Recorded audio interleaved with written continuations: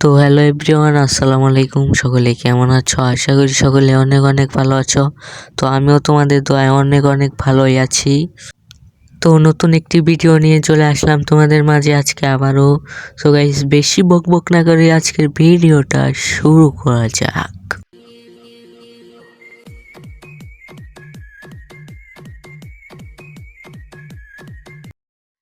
তো গাইস, আজকের ঘটনা গাইস আমার জীবনেরই ঘটনা গাইস।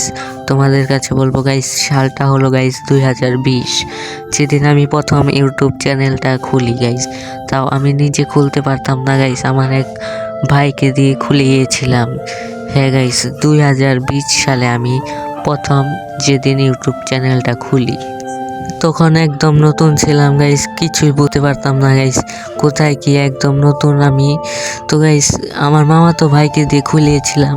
তো গাইস, ও আমাকে শিখিয়ে দিত গাইস কিভাবে কি করতে হয় গাইস, কেমন করে ভিডিও ছাড়তে হয়, কিভাবে ভিডিওতে ভিউ আসে, এইরকম আমাকে বলতো।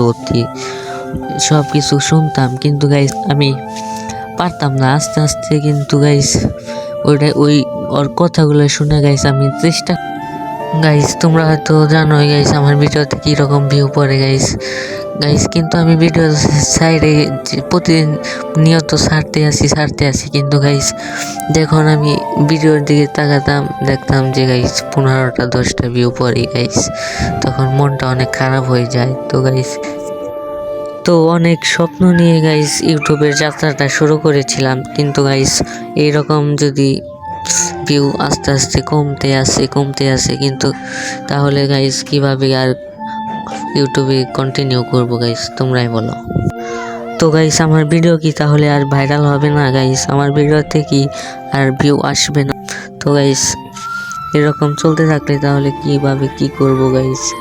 আমার মনে হয় স্বপ্ন আর সত্যি হবে না গাইস। আমার মনে হয় আর ইউটিউবারের স্বপ্নটা আর পূরণ করতে পারবো না গাইস। তো গাইস সর্বপ্রথম যেদিন ইউটিউবে ভিডিও ছেড়েছিলাম গাইস, আমার অনেক খুশি লেগেছিল গাইস, যে ভিডিও মনে হয় নিমিষে ভাইরাল হয়ে যাবে। কিন্তু গাইস তা নয়, ইউটিউব যাত্রাটা অনেক কঠিন। তো গাইস, যারা করতে পারে তারাই বুঝতে পারবো।